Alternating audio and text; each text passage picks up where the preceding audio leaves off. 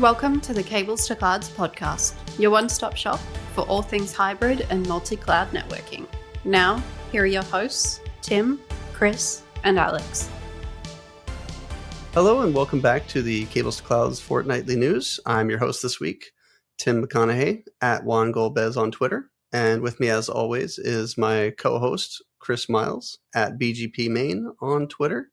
And conspicuously absent is some guy we don't remember anymore. So dead to us. So we'll just jump right into the news this week. There wasn't a huge amount of specific cloud networking news. There were a couple. A lot of AI stuff. It seems like this AI thing just keeps heating up more and more. We're heading into conference season as well, so obviously things are going to be slow. So Yep.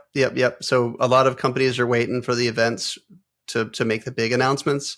So not to spoil too much, but we'll definitely with Ignite coming up and reInvent coming up after that, we're definitely going to be involved in bringing all the information about that to you guys. So, all right, so let's just jump right into it.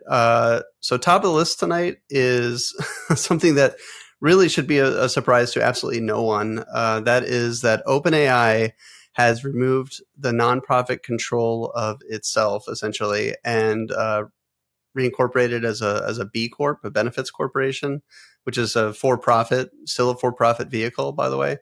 And it's given Sam Altman ungodly amounts of equity. So this is not a surprise to anyone who's been following this, right? Like last year, there was all the drama about Sam Altman being ousted because of essentially what's happening now, which is, he was ousted by the board for, I mean, we don't know exactly why, but a lot of the AI safety and trust and ethics and for-profit tendencies that Sam Altman, kind of champions, have kind of come home to roost now. So OpenAI is now incorporated as a for-profit corporation, and Sam Altman is even more ungodly rich. So anything to add there, Chris? not much to add. I mean, I feel like with their behavior, and obviously, I don't think the Cables to Clouds podcast is anyone's first stop in going for Sam Altman and OpenAI news, but it's so prevalent we always have to talk about it. But I think the way they've been operating over the last 6 to 8 months, they've really been operating just as we've predicted, that the for-profit arm is going to take over, right? It's going to get the lion's share of the support, and all the previous board members have now been either forced out. Like you said, we don't know the details, but pretty much everyone from the original board is gone. It's been replaced with a new suite of people, and now the nonprofit doesn't have a majority stake anymore. So I don't know if dark days are ahead, or if we are going to actually reach this level of AGI, of artificial general intelligence, as we're being sold that it is. But I mean, it points it out in the article. Obviously, the OpenAI is just going to start operating more like Anthropic or any other startup at this point. So it's not surprising, but not super excited about it. Yeah. I think it's the biggest news probably because OpenAI kind of led the charge that, opened the doors to this whole thing. Like you said, Anthropic was already a startup and operating, in a for-profit model, acquired by Amazon, right? So it's not so much that like it's huge news that an AI company is trying to make money, right? But that this kind of roundabout way that it started specifically as a nonprofit betterment of humanity type of play, if you will, and basically it was like, all right, well, everybody else took everybody else has their gloves off, so we'll go ahead and take our gloves off too, and just unmask this old man Witherspoon at the haunted amusement park, and just let everybody know that actually we're in it for the money too. So not surprising. A little disappointing. I still think that we're going to need to get to a point where somebody, I don't know who, but somebody's going to have to figure out how to get ethics, privacy controls, copyright controls. I mean, Sam Altman's gone on record before as saying basically like without ingesting copyrighted materials that AI can't advance, which I'm like, oh, gee, that sounds terrible. Like, I'm just kind of shrugging my shoulders here, like the Kevin James meme, like, but okay. So anyway, so this is not surprising, but it does lead, it does kind of segue into the next story, which is interesting. So the next story is about California, and Gavin Newsom, the governor there, has just vetoed a bill that was sent to his desk that was supposed to kind of compel AI companies to build some kind of they're calling it a kill switch in the article. And let me this one's from actually hang on a second. So the first I should have credited the first article about OpenAI is from Reuters, and the second one, one second. Yeah, the second one's from BBC. That's right.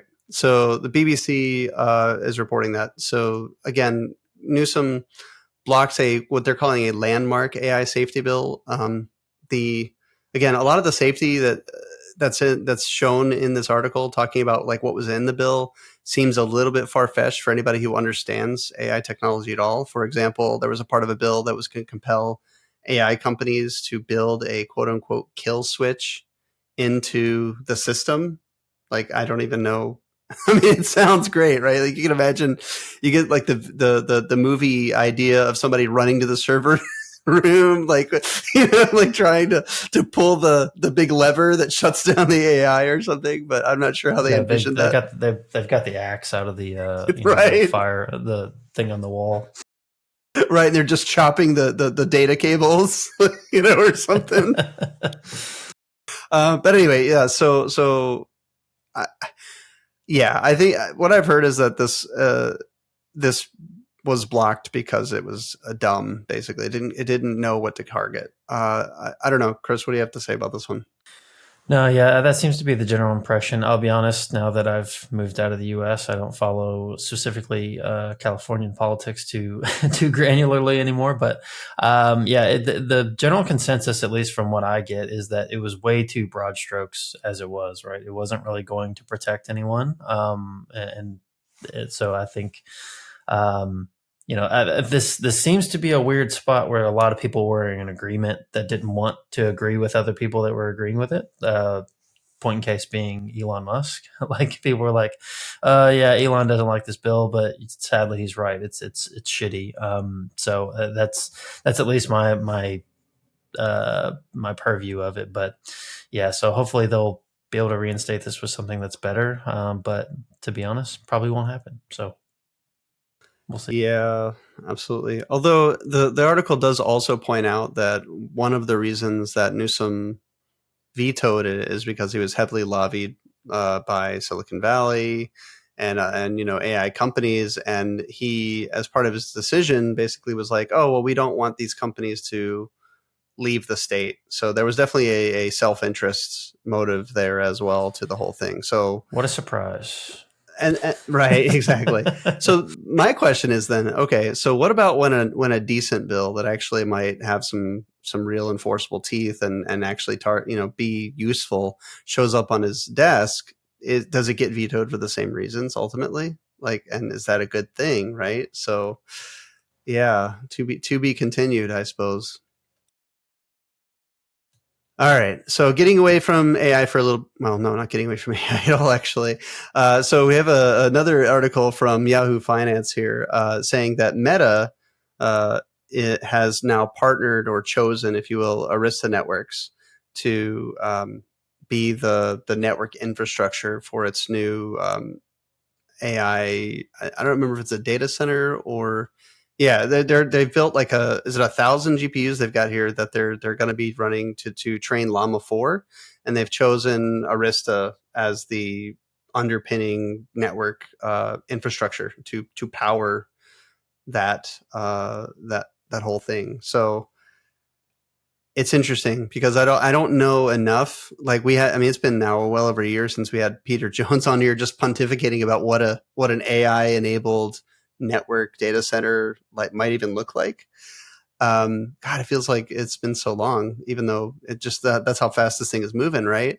Where we were just thinking about okay, well, let's just make shit up about what that might look like. And here we are actually now building, these things are being built, right? So we need to get Peter back on here and be like, all right, well, what do you think? Now that it's happening? Shit has changed since he was last on. A lot is, I'd be really curious to see what he thinks. So Peter, if you're listening, we're going to hit you up. Yep, absolutely. There's a lot of money here too. Just real quick to wrap this up, this particular article up, $250 million to Arista. I mean, it's big money here being thrown around for this. And that's just and the network infrastructure piece is obviously the cheapest part of this, right? The GPUs themselves are an astronomical amount of money, right? So I guess we'll see if Llama 4 ends up being a better model. And also we'll see if whatever city is next to this data center ends up having frequent brownouts.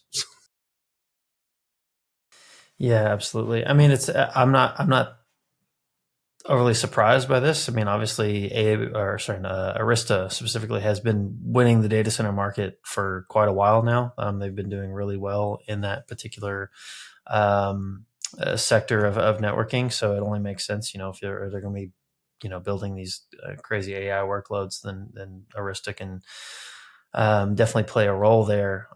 One thing that's crazy to me is this isn't really related to the article, but it's just crazy how Zuckerberg has come back into the forefront as obviously he's this, swagged out cool guy now or whatever he is, but it's I don't dislike what he's saying now, which is crazy compared to, just a few years ago, he's talking about the fucking metaverse, which I could not care less about. Just what a 180, dude. Not a 180. I'm still not totally in his bag or anything, but it's just nuts. Yeah, it's interesting, right? I think he bet big on metaverse, whatever you want to call it, the VR. They changed the fucking name of the company.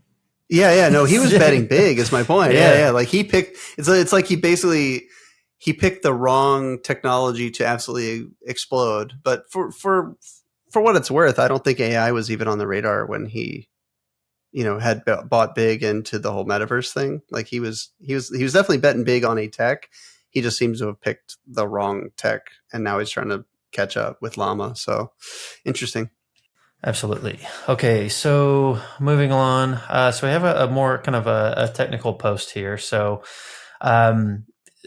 usually on the news, we don't get this kind of granular with technology blogs and things like that. But we have an update from AWS on their official blog that you can now do security group referencing across AWS Transit Gateway, which this is, I don't know if for anyone that's been working with AWS for a while now, this has been a requested feature for I want to say 6-7 years at this point. Forever. Since TGW was launched in 2018, I think this has been a feature request. So it's finally happened. So just to kind of break it down into the nuts and bolts. So, when securing traffic between your workloads within a VPC or even across a VPC peering, what you can do is, as traffic goes through one security group, you can reference that by a separate security group so that you can, kind of do this security chaining, so to say, right? If traffic has gone through. Exactly. So if traffic has gone through this security group, then I'll allow it into a different security group. So it's really cool and useful feature for building, proper security for your, inbound and outbound data to your workloads. But if you use the most popular transit networking solution that they have, Transit Gateway, it all breaks, right? It's all gone. So they have finally launched this feature. Still only supported in a single region, which that was. It's TGW, so TGW is a regional, right? Well, I mean, security group referencing or across VPC peering is also a regional thing anyway, right? So you couldn't do that cross region. So it's cool. I think there are some slight limitations that I can't bring to the top of my mind right now, but It's this has been a long time coming. I can't believe it took this long. So yeah, what about you, Tim? Yeah, you kind of wonder. No, I agree completely. You kind of wonder, was AWS? How do I? It's not that AWS has like failed to innovate on the network side, but like of all the services that AWS has brought to market, I would say network is probably the one they have done the least with. It's like they created Transit Gateway. It was absolutely like nobody had it, right? No other CSP had anything like it. It was, they created it. They were like, all right, everything connects to it. We have all of our primitives work with it. Like it was like perfect out the gate. And then they were like, all right, that's it. They moved on to like other services, and Transit Gateway has just kind of been it, right, since then. So I think like all things that AWS is, coin operated. So even though customers are asking for it, there has to probably be money. Customers have to be leaving or saying, I need this, or I can't do business in your cloud or something like that, to the point where they're going to be like, okay, there's revenue, there's money on the table. Now we'll take care of it. Because it can't be technological. It could not have been a technological problem to solve, right? Because all of the, like you said, it already existed for VPC peering. Like, and TGW is not that technologically different, like the way that it works under the hood is my understanding, So anyway, yeah, I think it just had to do with less about customer obsession and more about like revenue impact too. Yeah, 100%. I guarantee you're right. The thing is that's crazy to me, which is why, like, obviously, yes, there has to be someone asking for it. Probably has to be someone saying like, hey, we're going to shift the way we do business with you if you don't have this feature. I totally agree and get that. But there's been so many announcements in the last 6 years where I've seen, I was like, who the hell asked for this? Like, so many services that nobody asked for. Exactly. So I'm like, at the same time, I know a one little feature that has been asked for by millions of people, like, and yet we've gotten all this other stuff, but I digress. But I think network development wasn't their thing, dude. Like, I just don't think they had the network. Maybe they didn't have the network people, like the developers. Maybe they didn't have, I don't know. Like I said, CSPs have never really taken networking has always been just like it is on-prem, essentially, even more so maybe in the cloud. It's been kind of an afterthought. Like as long as we provide point A to point B, like who cares about any of the other crap, right? Like it's very, very basic. So yeah, right. Yeah, I mean we've been saying it on here for a while. I don't think the obviously the hyperscaler networks are built to be best of breed and provide utmost, availability and performance. But the primitives for networking in the cloud are really that. They are probably the most primitive of many of the other, many of the constructs that they offer. So it's just, I think you're right. All right, next one. So we have an article here from the eetimes.eu. So we wanted to bring this up because it looks like this is a topic we've discussed a few times on the podcast, and now this is expanding into the EMEA region as well, talking about repatriation. So in the article here we have a comment that 83% of CIOs plan for workload shifts in 2024, being, which is kind of a vague way that they put it in this article. It's like that many CIOs have said some workloads are going to move back on-prem, right? Which I think, we've been preaching hybrid as the approach for over a year now. There's this focus on, obviously the cloud costs. We don't need to get into that. We know that's a rising concern for anyone doing business there. And then there's this kind of focus on, private cloud being able to achieve the economies of scale from a statistical and an operational perspective, which I can kind of understand. But also this emphasis that you can adopt best practices, open standards, using open source solutions. And I think anyone saying that on, just on its merit alone has not ever done it, because that is a very, very difficult thing to do. Yep. I'm sure if you were one of these companies that were born in the cloud, or you're doing majority of your business in the cloud, and you start moving into on-prem, you want that cloud-like experience, right? And we've said it on here many times. That is a hard thing to do, just because of the technical debt that you need to incur in order to get to that kind of playing field, right? So yeah, how do you feel, Tim? Everything repatriating?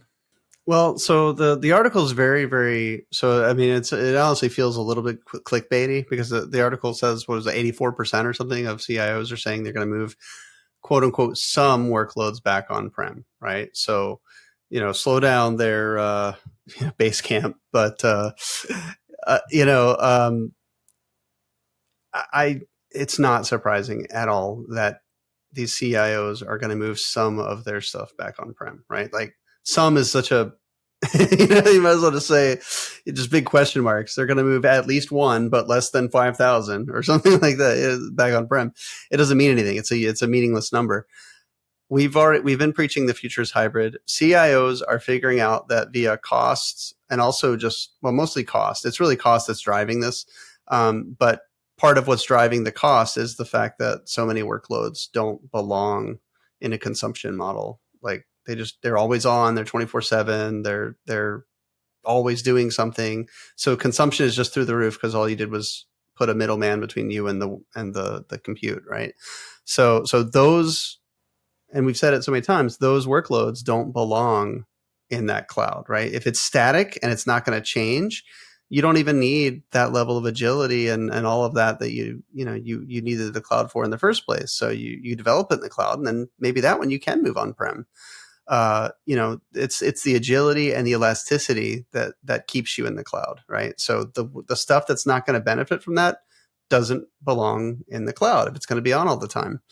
So yeah, no surprise there. 84% or 86% of whatever it was in the thing, moving back on-prem. Absolutely. I 100% believe it.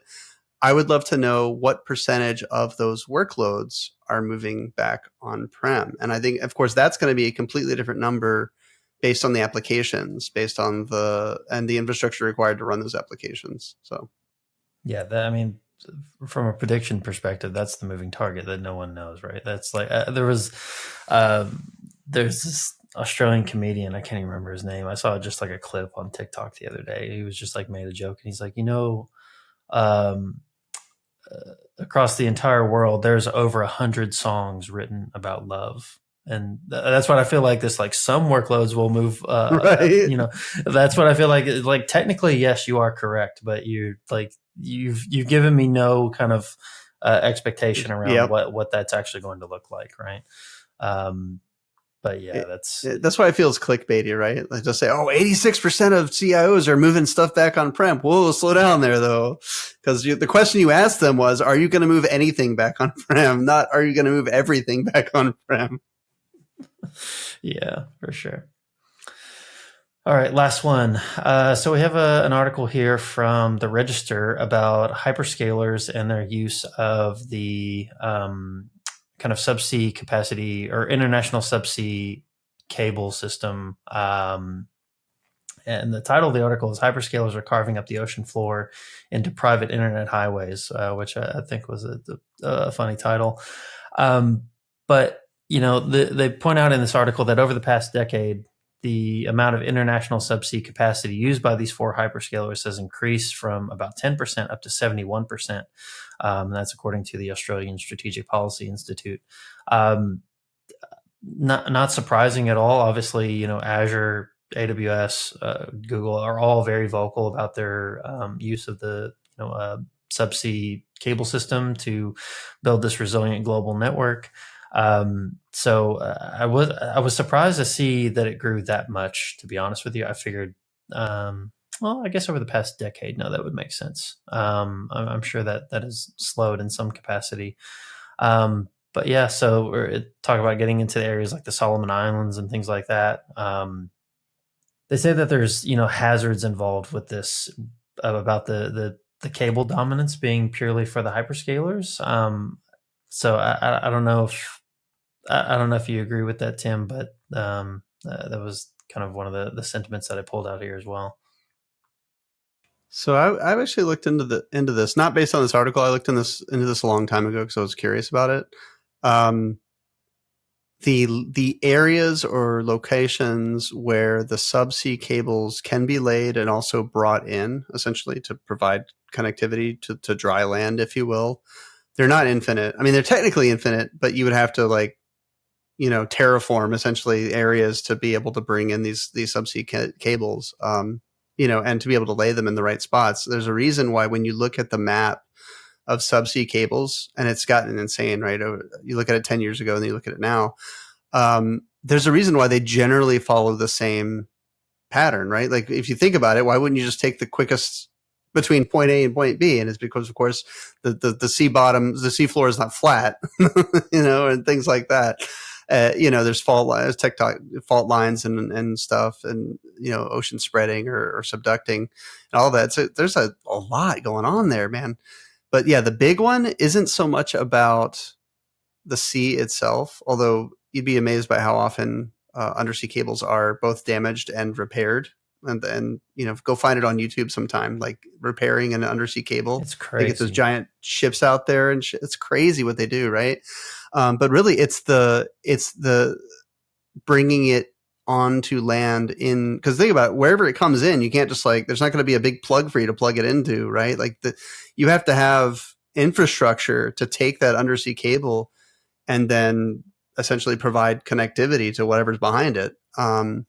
There's not an infinite number of that, right? So that's really the bottleneck. And I think the article is trying to say essentially that bottleneck is getting eaten up by hyperscalers who are laying more and more cable. And they're, I always thought more cables is a good thing and whatnot. But if you think about it, what if you're the Australian government and you want to do the internet thing where you're going to subsidize subsea cables so that, the citizens of Australia have faster internet or more resilient internet or whatever.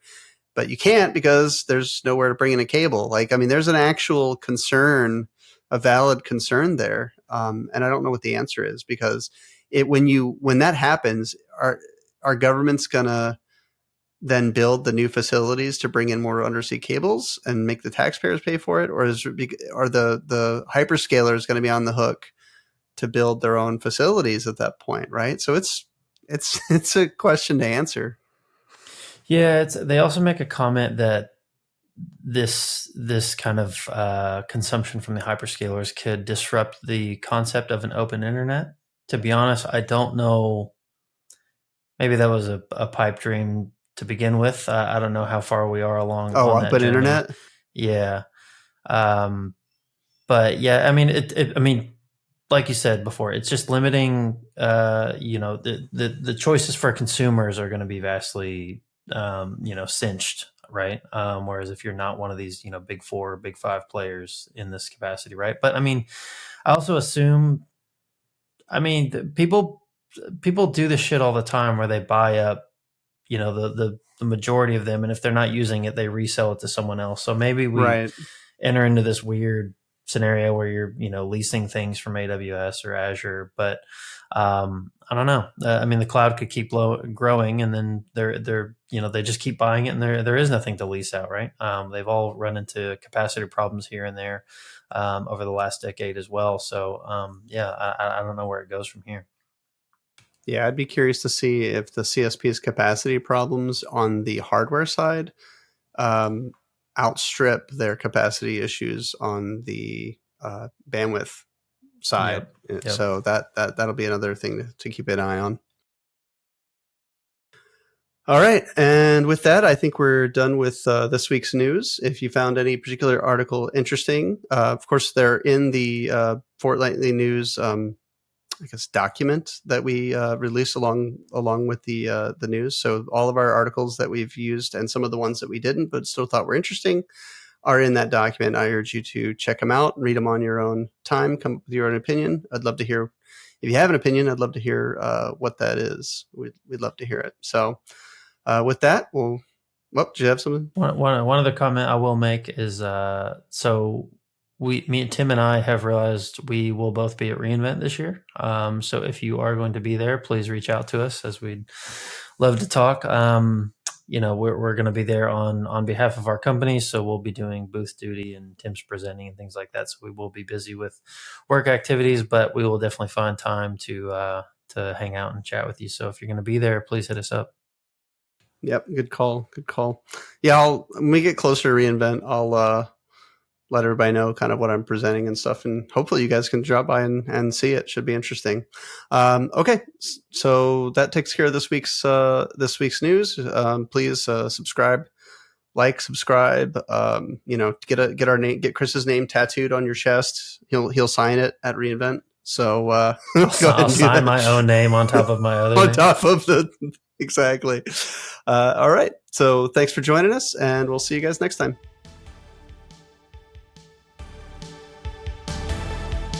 Hi everyone, it's Chris, and this has been the Cables to Clouds podcast. Thanks for tuning in today.